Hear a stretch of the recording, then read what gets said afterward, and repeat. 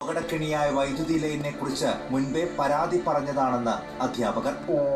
Cable മാറ്റുന്നതുമായി ബന്ധപ്പെട്ട് സമയത്തിൽ റെഡിയാക്കാമെന്നുള്ള തരത്തിലാണ് KCB പറഞ്ഞിരുന്നത്. രേഖാമൂലമാണ് KCB ഈ തൊട്ടടുത്ത സ്കൂൾ ഗേൾസിൽ രേഖാമൂലം കൊടുക്കുകയും ഇവിടെ വന്നപ്പോൾ അത് വാക്കാൽ പറയുകയും മാത്രമാണ് ചെയ്തിട്ടുള്ളത്. ഇത്തരം അപകടങ്ങൾ ആവർത്തിക്കാതിരിക്കാനുള്ള എല്ലാ മുൻകരുതലുകളും സ്വീകരിക്കുമെന്നായിരുന്നു മുഖ്യമന്ത്രിയുടെ പ്രതികരണം. ശാസ്താംകോട്ട പോലീസ് അസ്വാഭാവിക മരണത്തിന് കേസെടുത്തു.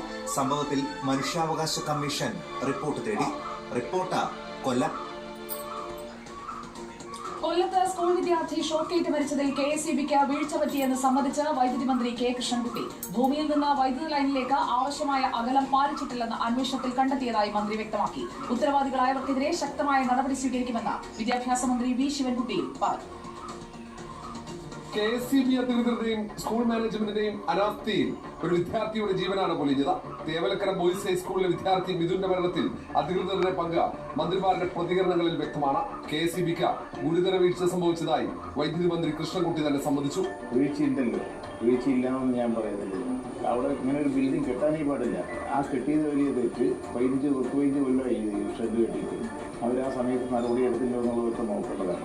അപകട സാധ്യതയുള്ള വൈദ്യുതി ലൈൻ മാറ്റാൻ ആവശ്യമായ ഇടപെടൽ നടത്തുന്നതിൽ സ്കൂൾ മാനേജ്മെന്റ് പരാജയപ്പെട്ടു. അന്വേഷണ റിപ്പോർട്ട് ലഭിച്ചാൽ ആവശ്യമായ നടപടികൾ സ്വീകരിക്കുമെന്ന ഉറപ്പാണ് വിദ്യാഭ്യാസ മന്ത്രി V. ശിവൻകുട്ടി നൽകുന്നത്. 14,000 സ്കൂളുകൾ